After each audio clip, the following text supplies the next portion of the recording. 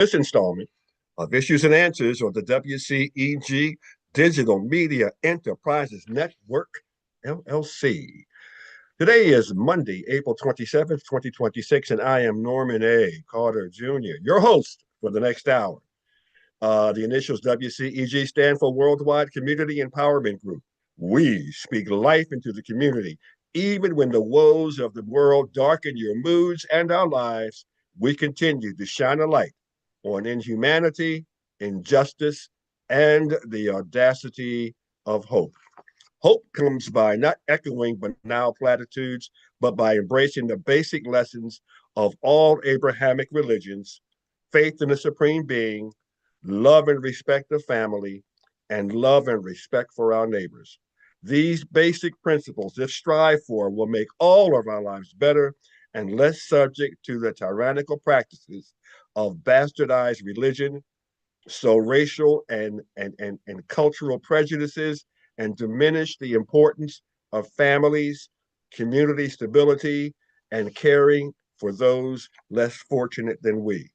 In the event you have found this by accident, please visit our website, WCEGTalkRadio.com. There you will not only be able to access our live and recorded programming, but also you will find the wealth of topics covered by our diverse groups of hosts and producers. We broadcast live over Facebook, LinkedIn, X, YouTube, Roku fan base, and most other popular streaming services. If you view us on Facebook, you will have the ability to both watch and text in your questions and comments. All of our programs are archived on YouTube and can be viewed by anyone at any time. And understand the views shared by me and my guests are ours alone and do not reflect the views and beliefs of the management of WCEG Digital Media Enterprises Incorporated. We kicking off our show with our spectacular guest today, BT Gutter Parker, who Gutter is Parker. yeah, she's our candidate for justice, Superior Court Justice, Superior Court Judge of Gwinnett County. Big title. Let me tell you a little bit about this lady before we get started, because there's a lot. She was born in Wisconsin and graduated with honors from Wauwatosa. Did I get that right? Yes, you did. Wauwatosa West High School. She has a bachelor's degree and a law degree from the University of Wisconsin-Madison. She is a wife and mother of two daughters. She lived in Gwinnett, my county, for almost 28 years and attends Berean Christian Church. She was recognized as one of the 100 most influential women in Georgia in 2019 and has been recognized by the Gwinnett County District Attorney's Office and the Gwinnett County Solicitor General's Office for her work. Two ends of the spectrum, absolutely fantastic. She has litigated in courts throughout Georgia for the past 28 years. She's only 29, representing both plaintiffs and defendants. She has practiced both criminal and civil law. Currently, she has a general practice. She has received the President's Lifetime Achievement Award for exemplary service. Additionally, she is currently a board member or former board member or supporter of, we'll be here for another 20 minutes. Absolutely. Gubernatorial board member of the state of Georgia, Gwinnett County Boys and Girls Club board member, Council of the Youth Anti-Drug Incorporated, Northside Hospital Women's Leadership Council member, Alpha Kappa Alpha sorority member, close to my heart always, Rotary Club of North Gwinnett, former board member, Gwinnett County Animal Advisory Council, former board member, Gwinnett 316 United Nations Ambassador, Global Women's Wealth Warriors Incorporated member, business owner in Gwinnett Chamber of Commerce, Gwinnett County Foster Parent, Gwinnett County Animal Foster Parent, Georgia Association of Women Lawyers, Georgia Association of Black Women Attorneys, Gwinnett County Bar Association, Georgia Hispanic Bar Association, etc., etc., etc. Welcome, Your Honor. Welcome to WCEG. Thank you. Thank you. It's an honor to be here, and thank you for what you do in the community. I so appreciated your introduction and you talking about humanity. So, yes, that's Yeah, what this legal system is all about. It serves the people. absolutely. And this is not your first time here on WCEG, and it's always a joy to have you. Believe me. Thank Uh, you. uh, uh, Your Honor, may I call you Your Honor? uh, I received that. uh, uh, Many may not know the duties of a county superior court judge. Can you explain those duties for our audience? Sure. So Superior Court is the highest court in the county. Georgia has 159 counties. The Superior Court is the highest court. After that, there's the Court of Appeals and then the Supreme Court. So, why is the Superior Court the most important? One, because it's a court of general jurisdiction. So, what do I mean by that? Superior Court handles what all of the other courts handle. So, Superior Court has the final say so. For instance, you have juvenile court in the various counties, you have probate court, you have magistrate court, one of the lowest courts, you have state court, and then you have Superior Court. What's also interesting when we look at the distinctions, well, hold on, let me go back to that in just a second. Superior Court handles the most important decisions people have made for them. And when I say that, the judges sit at the very center of the most important decisions that are made for people. For instance, Superior Court handles, well, let me put it to you like this: no other court can take away your children, your life, or your property. So that tells you the significance of Superior Court. You must have a law degree for Superior Court to be a judge, and I believe be over the age of 35. So I kind of check that box, even though you said that I must only be around 29 20. years old, but I'm at least 35. So, yes. But then there is state court below that, and then there's magistrate court. And a lot of people don't realize that in the state of Georgia, you do not have to have a law degree in order to be a magistrate judge. Instead, Mm, you must be over the age of 25 and have a high school diploma and or GED. So, big differences in the courts, and a lot of this is about educating the voters so that they know all experience is not equal. wow, that's huge. That is huge. And thank you for that explanation because I'm sure a lot of our audience is not was not aware of that. Um, One of the things that I've in my little research that I've done, and I want to talk about this briefly, um, is campaign fundraising, the difficulty in that, Gosh. endorsements, getting endorsements, the difficulty in that for judges, which is totally different than the candidates for other elective offices. So, how difficult has it been for you to navigate those fundraising and endorsement orders? Goodness, there's a lot to say about that. So, one, to put it in perspective, judges are at the very bottom of the ballot. So, after we get through the governor, the lieutenant governor, your secretary of state, and all of these other positions, you just keep going down to your representatives and everyone else. Then you have your school board and your judges. We're at the very bottom of the ballot. People Right, get tired by the time they get down to the bottom of the ballot. And by then, a lot of times people don't even remember our names. Okay. So, right. I mean, there are a lot of campaigns going on right now, a lot. So, that's one of the challenges that we have. Another challenge we have is that judges are nonpartisan. So, we're on the Democratic ballot as well as the Republican ballot.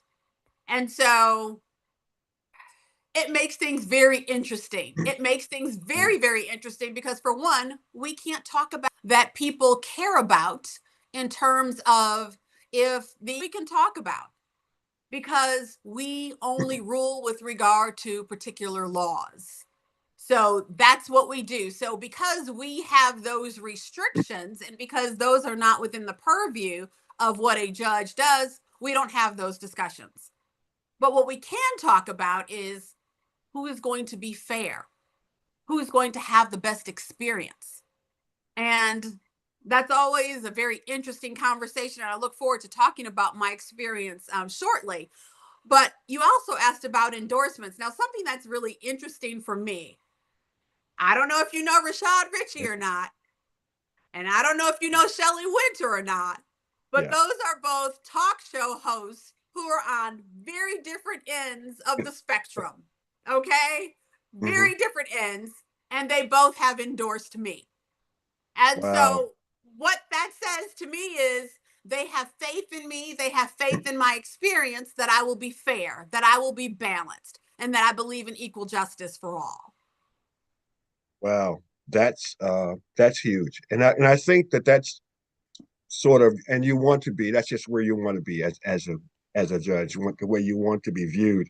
Um, I have spent a significant portion of my life in courtrooms. Um, and I usually I found that the better foundation for jurisprudence is those who whose experiences encompass both civil and criminal courts. Do you bring to us to the table that experience? I most certainly do. As a matter of fact, I am the only candidate who has both criminal and civil experience for plaintiffs and defendants. So, one of the things that I've been constantly talking to the voters about is about having seen the courtroom from every single side. I have sat in every seat in the courtroom. What does that mean? It means that I have prosecuted on behalf of the state of Georgia, meaning I represent the community and victims. I've also represented the accused, defendants. One person is Willie Spencer, one of my former clients who was charged with murdering his stepson. Now, the evidence didn't line up, and so the jurors did not find him guilty. And so that kind of experience is rare, it's unmatched, and it's unique because I've prosecuted and I've defended. My opponents cannot say that. Additionally, I've represented plaintiffs and defendants in the civil arena. So your multi-million dollar business contracts for the business you've spent your life building, family law, divorces, personal injury, all of those things. So I have seen the gamut for the past 30 years. So that's another thing. Yes, again, I'm over the age of 29, as you said earlier. I am. But truth be told, yes, I've been doing this for 30 years. So not only have I been practicing law at the Superior Court level, the highest level for the past 30 years, but I'm the only candidate who has sat in every seat in the courtroom. Prosecution, the defendants, the accused, civil plaintiffs, and defendants. Now, I'll tell you something that's been interesting about this campaign. I have a different team of people working with me, and they said, let's have some fun with this campaign. Let's get some testimonials. Let's Hmm. just see what other people are out there saying about you. Had never thought about that before. And so I have testimonials from a lot of different clients who sent them to me. So again, we're making this fun. We're going to, let's find out what people are saying. But then a lot of them I could not use because one of my clients, for instance, um, her daughter was killed in Mm. a motor vehicle accident. And she's in the video. It was, matter of fact, it was on the news as well. Okay. And they were looking for a hit and run driver and all of that. But she sent a testimonial, and of course she was crying, and it was very, very sad. But in this testimonial, she's telling everybody how much she loves me and how much I've been there for her. And so this campaign has really reminded me of how I have touched and impacted people's lives over the past 30 years. And so it's been a very, very, very different experience. It really has. And it makes me look back fondly and say that I've blessed a lot of people and they have blessed me too. I think this gets into, and this is totally off script here, but it gets how you get emotionally invested in these in such campaigns. And again, you go back and you do a retrospective of your life, and you go, Absolutely. "Wow, really? Wow." Uh, you are running for Superior Court Judge in Gwinnett County, which is one of the largest and most diverse counties in Georgia. What qualities do you have that prepare you for holding this elective office? So, with regard to diversity, I have literally traveled the world and I have seen various cultures and I have a great appreciation for various cultures. I have cultural competence. That's one of the reasons that my website is in English and in Spanish. We are the only ones who have done that. We've also had someone do sign language. But getting back to the question with regard to Gwinnett County and its diversity, um, the Muslim community has truly embraced me. It has really meant a lot to me. The Spanish community, my adopted daughter, she was my foster daughter. I'm a approved foster daughter in Gwinnett County. And now adopted daughter, she's Mexican. So the Spanish community has embraced me. Just so many different groups and communities have come together to say, hey, you are the person we are supporting. We're getting behind you. And that means a lot to me. That truly, truly, truly means a lot to me. There's also diversity and support, for instance, amongst our various pastors. Um, wow. It's been Yeah. absolutely amazing. And when I say amazing, it's been amazing. I was just at Pastor Saylor's church, Marion Saylor, Christ the King, this Mhm. past Sunday. And this she made reference to, she made a call to me and I was there to support, to provide legal advice. um my pastor talked about how I supported his mother, um with regard to a matter that she had to deal with. And so, one of the secrets, which is not a secret anymore in Gwinnett County, is the reason why I am so close to many of the pastors, their family members, and members of their congregation, is because I've provided free and or deeply discounted legal services. So that is now coming out. It used to be a secret. And so now, when I go to their church, they'll tell the members of the Yeah, congregation, oh yeah, she helped. And I'm thinking to myself, I thought yeah. we were keeping that a secret, but Right, apparently right, not. So it's right. out. It's out. Well, I think benevolence is something that needs to be broadcasted, even though you may not want to. Um, as we move along, and I know that we're under slight time constraint, I just want to can we get your website for our audience? Yes, it is Gooter Parker, Gutter, Parker, Parker 4 FOR Judge.com. And I am on Facebook. We're on Instagram, YouTube, LinkedIn. So we are out there. We are definitely out there and excited that today is the first day of early voting. We've been Yes, waiting for this yes, day, okay? yes, It's yes, yes, official. We yes, are officially in absolutely. voting season. Yes. So can you would you give us some closing remarks that you would like to just put out there for our viewers and listeners to get a better idea of who you are? Yes. Thank you. So I am running for Gwinnett County Superior Court Judge for primarily three reasons. One, my passion for justice.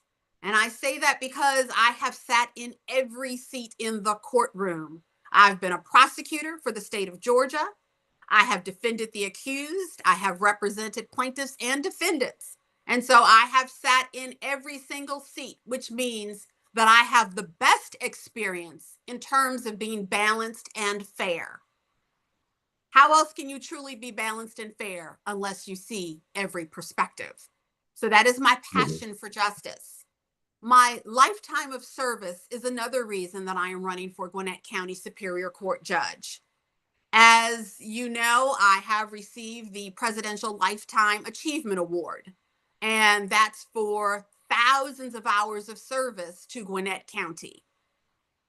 My service to Gwinnett County and the citizens of Gwinnett County is unparalleled, it's unmatched, and it's unique. It speaks for itself. The Presidential Lifetime Achievement Award is the highest service award in the entire United States.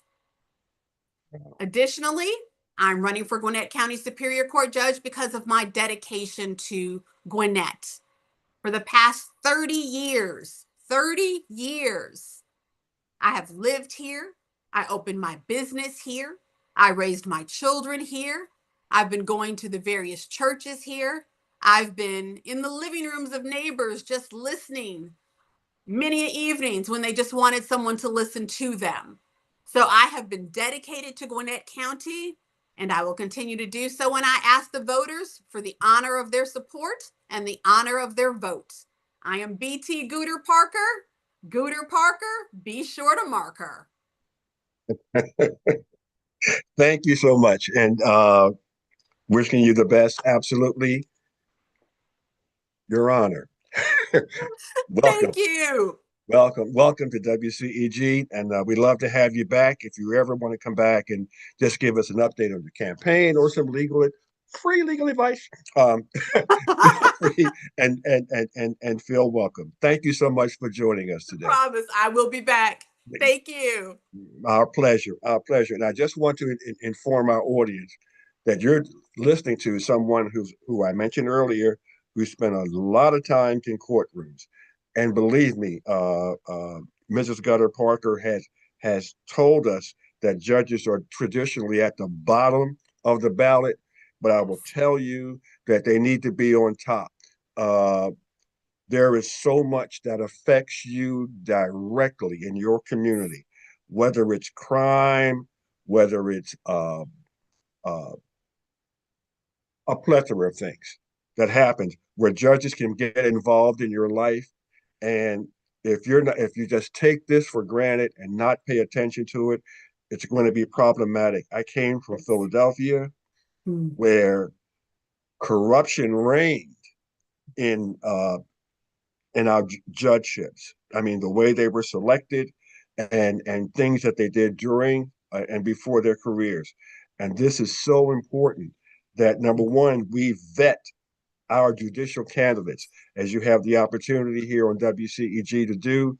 The internet is out there for you to look at. We're giving you the websites. Take advantage of that. Get the information. Be an informed voter, because these are important positions. And I will tell you, probably more important than your presidential election. But I've said that today on Facebook. So again, thank you, Your Honor. Wow. Thank you. Mrs. Gutter Parker, thank you for coming in here. Thank you for coming with us today. Thank you. And our pleasure. Absolutely. Ladies and gentlemen, we shall move on. That was a pleasure speaking with her today, and I hope that all of you take this election seriously. I mentioned this topic last week and last program, and I entitled it, "When the World is at Peace, Will We Still Be in One Piece?" I didn't make that up. Will not take credit for it. That was a song sung by the OJs many years ago. I would hope that many of you, most of you, will take the time to look it up, and you can probably find it on YouTube. Listen to the words of that song that were written back in the 1970s, maybe early 80s, 1970s, I believe, shortly after we're coming out of the Vietnam War. But the words to that song are very apropos for the times that we are living in today. Does anyone know Corey Comparatore? Does anybody know Corey Comparatore? Does anyone really care? Why is he important? We shall speak of him soon. This past Saturday, we watched live on television the third attempt on the life of our president. Now, I realize that some of you are still locked into saying, he's not my president. Well, that is more of a statement of personal feelings rather than the reality in which we live. I am hopelessly stuck on reality. Some of you who have no experience in managing hotels or actively participating in high profile security remain in disbelief at what you saw before your very eyes. Before the arrest was broadcast, the internet was flooded with conspiracy theories. This is not unlike what happened in Butler, Pennsylvania on July 13th, 2024. And before I get into that, just let me say, I just heard a press conference this afternoon, just before this program aired, where someone in the presidential cabinet is once again blaming the press for misinformation and exaggeration and a whole bunch of stuff, and blaming the press for the assassination attempt that took place on Saturday, and blaming the press for the assassination attempts on this president that came before this Saturday. Let me say this. The people who carried out those actions, they are the ones to blame. And when you talk about exaggerations and lies, that goes directly to the office of the President of the United States. When we talk about meanness and mocking people, including in the past 2 weeks, mocking God, mocking Jesus, mocking the Pope. Where do you think that emanates from? And then that becomes like a disease, it's a contagion. It spreads. It spreads. So to those people in the presidential cabinet, before you start pointing fingers at the public and the media and social media, understand who you are working for. You are working to the king of me, the king of misinformation. And that is why all this is going on. And that is why this is happening. And I am not taking blame away from those idiots who are trying to carry out assassinations, because you know what, folks, that can be another contagion of its own. And while some of you are, and I know that some of you may be joyful about this and think it's funny, and because you don't like the president, that sword cuts both ways. And we just need to stop that. We need to stop that type of thinking. But let's go back to uh, July 13, 2024. Donald Trump held a political rally at that location at the Butler Farm Show grounds. 20-year-old Thomas Matthew Crooks managed to climb atop an unsecured roof about 100 yards from the platform from which Trump was speaking. He fired 8 rounds from his AR-15 type rifle. One bullet nicked the right ear of the presidential candidate, Donald Trump.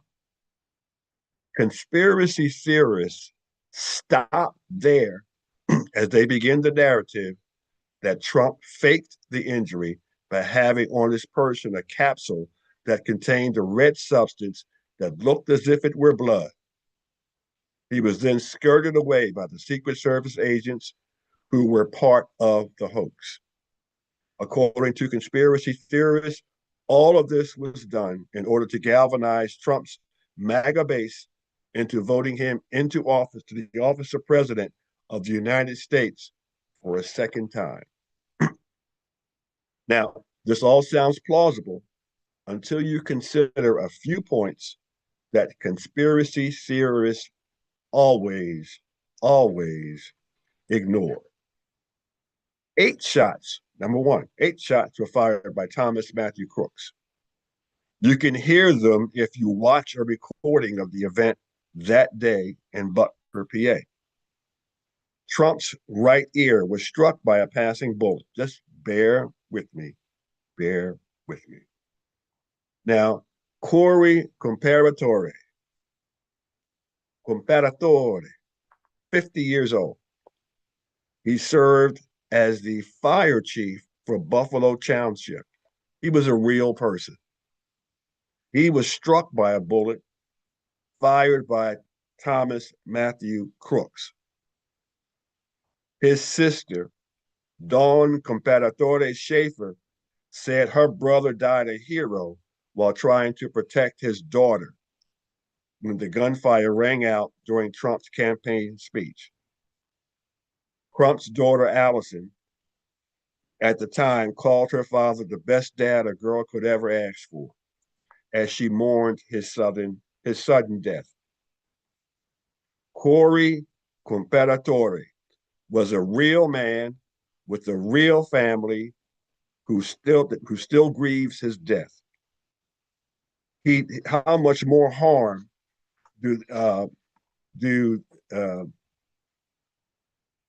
is done by conspiracy theorists who ignore the fact that their husband, father, brother was killed in an incident that is called fake. Now, to all my conspiracy theorists, here are some facts that must be true if you are correct, because you possibly could be correct. First of all, number one, if what you say is correct, Donald Trump and members of the Secret Service are guilty of the murder of Corey Comparatore and the serious wounding of 2 others. All should be prosecuted immediately.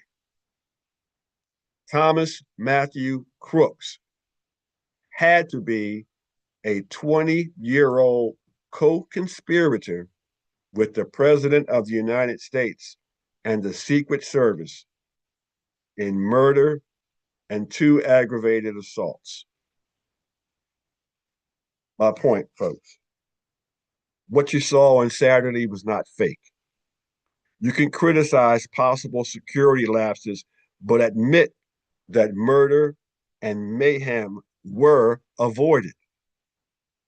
Wolf Blitzer of CNN just happened to be feet away from the offender when he actually saw and heard the man firing his weapon. Come on, folks, get a grip on reality. A Secret Service agent was shot and is only alive because he had a bulletproof vest. Come on, y'all, cut it out. This really, really happened. You know, Donald Trump may be the worst American president ever, but you don't have to be like him and make up stuff. He lies because it's an integral part of his DNA.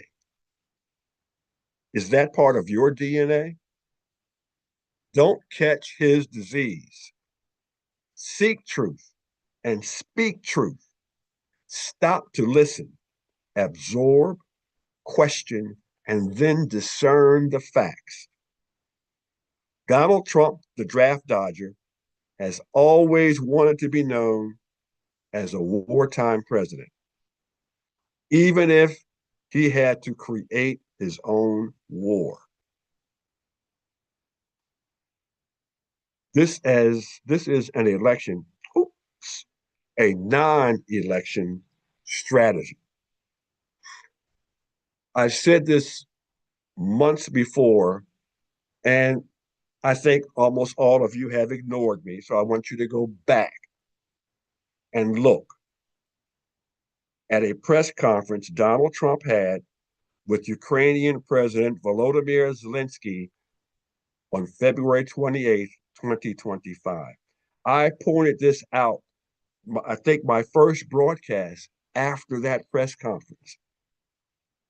I don't know why many of you and hardly any of the media are thinking of major media are thinking about this and how this relates to where we are right now.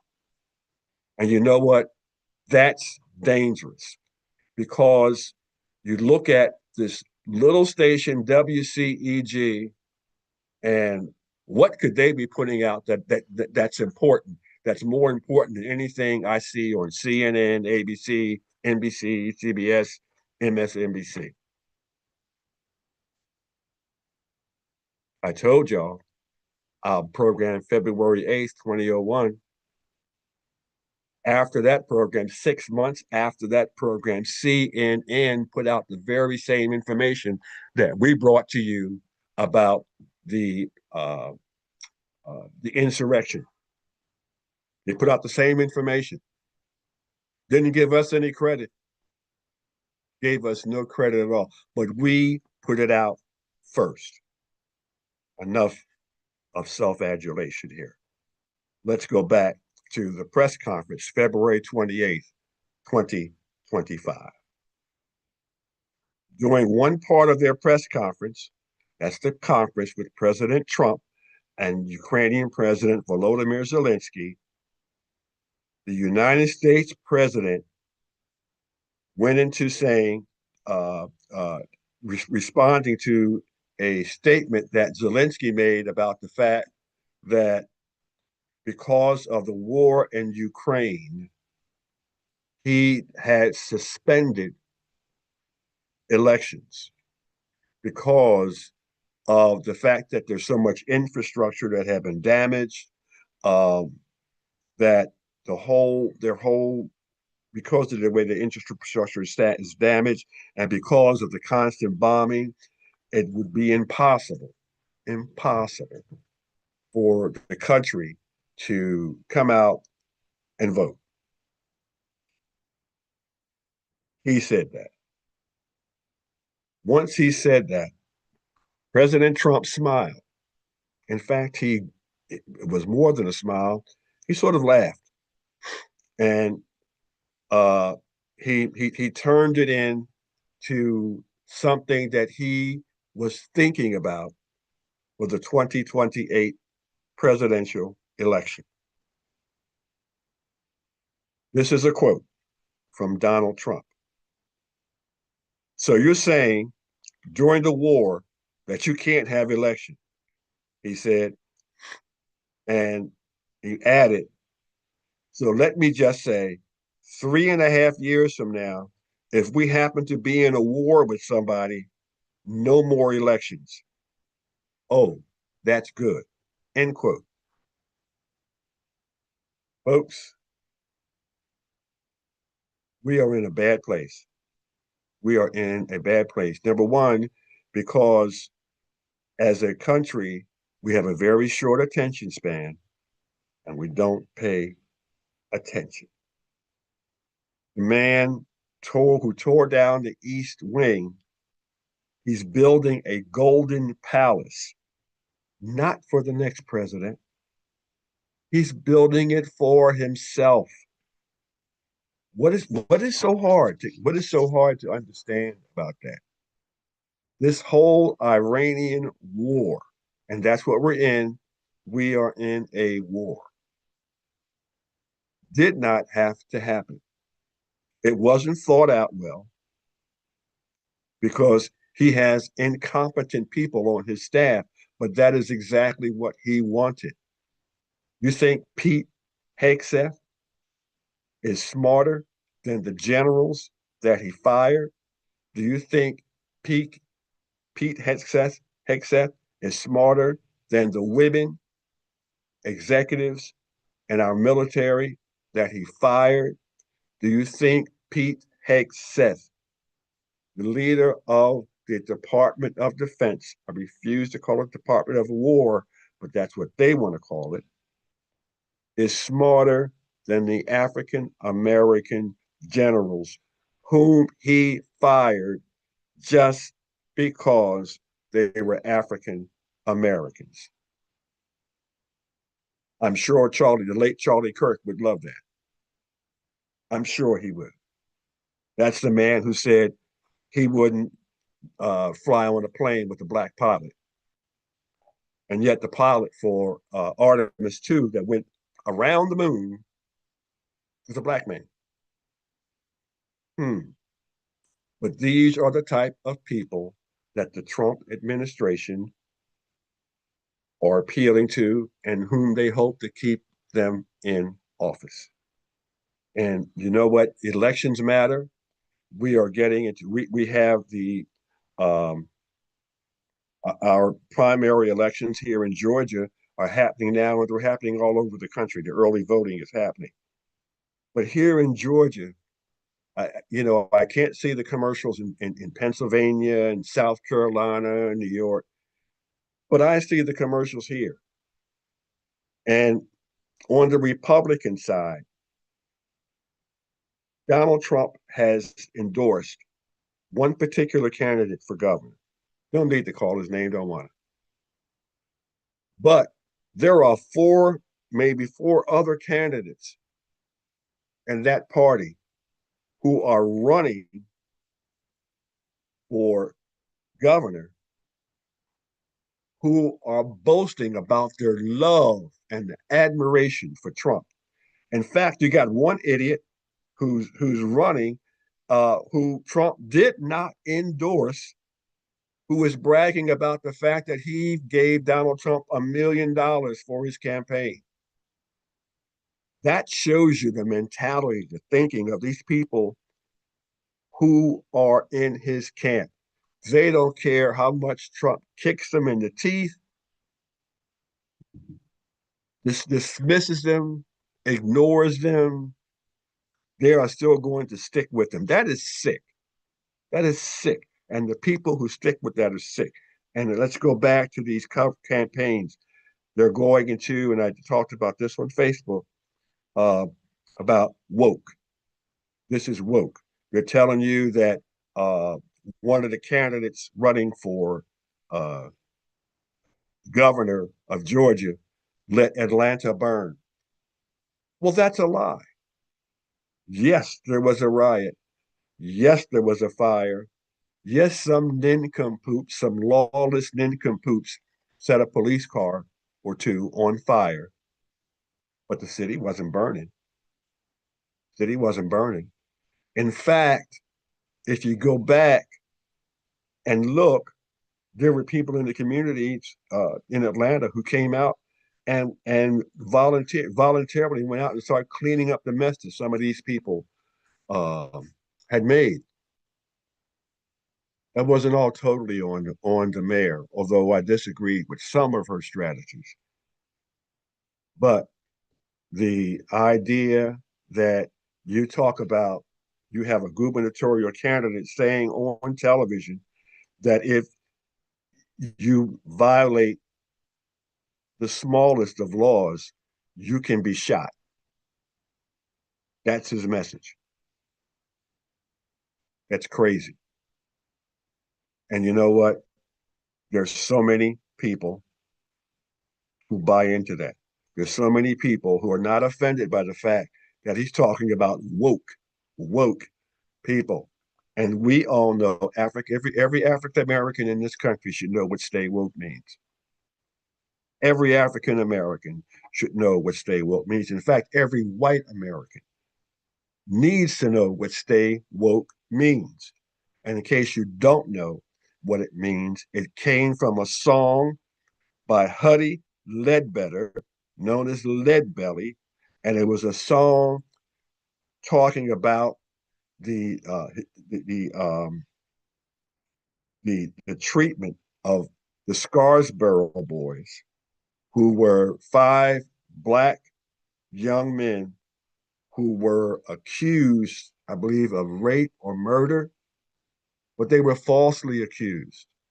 But they were persecuted, just like the Central Park Five. Remember the Central Park Five? They, just like them, they were persecuted. But anyway, at the end of the song, the warning was stay woke. Stay woke because you need to be alert for people falsely accusing and persecuting you due to racial prejudice and racial fear. Central Park Five, which is more contemporary than the Scarsboro boys, similar example. The driving force behind those Central Park Five being convicted and being placed into jail was because Donald Trump took out a one-page ad, not only calling for their incarceration, but calling for their execution. I've talked about this before. I don't want to stay too long on it, but I will say there are people running for office in this state and in other states who embrace that, who embrace the fact that um, they don't want you to stay woke, who have twisted the meaning around to mean something it does not supposed to mean. And that's why, folks, these primary elections matter. All elections matter. And if you are locked into stupidity, if you are locked into stupidity, you will keep these type of people in office. You'll keep them there. Um, I talk about, and I know my time is running out, but I can talk about it. I'll talk about it now. Um, the Black Republicans of Georgia. I've never seen or heard a group of that size of supposed intelligent people that were so out of touch with reality, so out of touch with reality. So there's a lot of work to be done. And, we still have a lot of yes, boss people out there. And that's sad. That's sad. And I'm not letting Democrats off the hook. Okay. Democrats got a lot of problems too. First of all, you can't beat tyranny by acting like the tyrants. You can't do that. Uh, so just because they lie and exaggerate, that doesn't mean that you need to lie and exaggerate.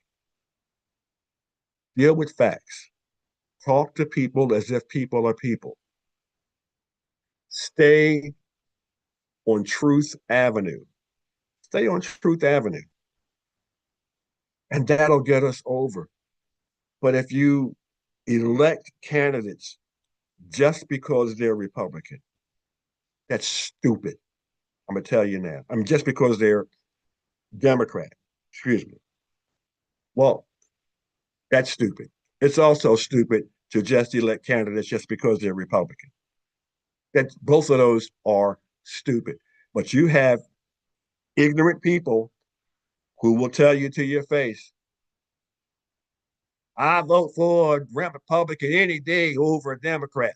And you got Democrats who tell you, I don't care who's running. I'm never voting for a Republican. I'm always vote Democrat. I don't care who they are, because the worst Democrat is better than is better than the best Republican, and vice versa. Both of those are statements from ignorant people. They're statements from lazy people. With all the information that's available to us today, folks, you need to research whomever you vote for. You need to look for integrity no matter which party you vote for.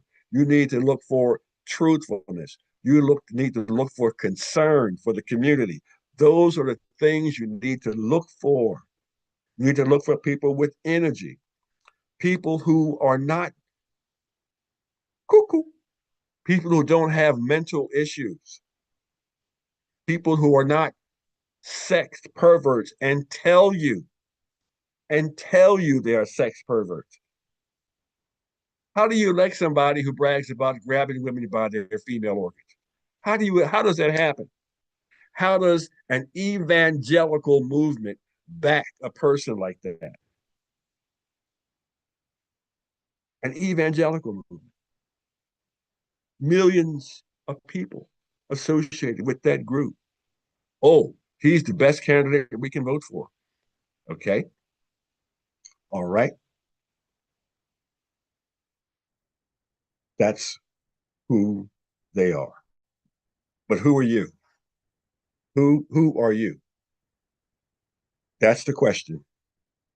The next few months, the United States is going to be able to show who and what we are because the evidence is out there. There's nothing hidden. There's nothing hidden.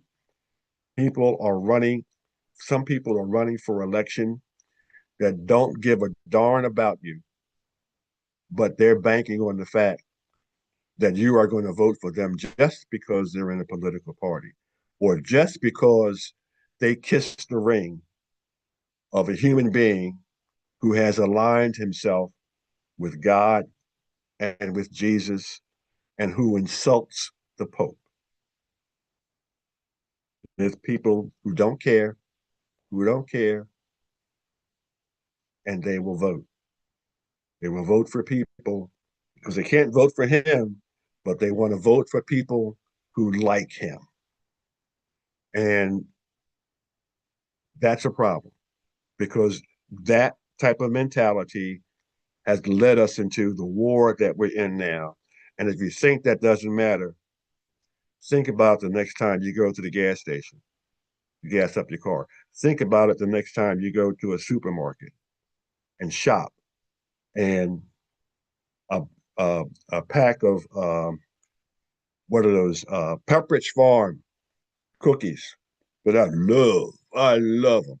No commercial for them.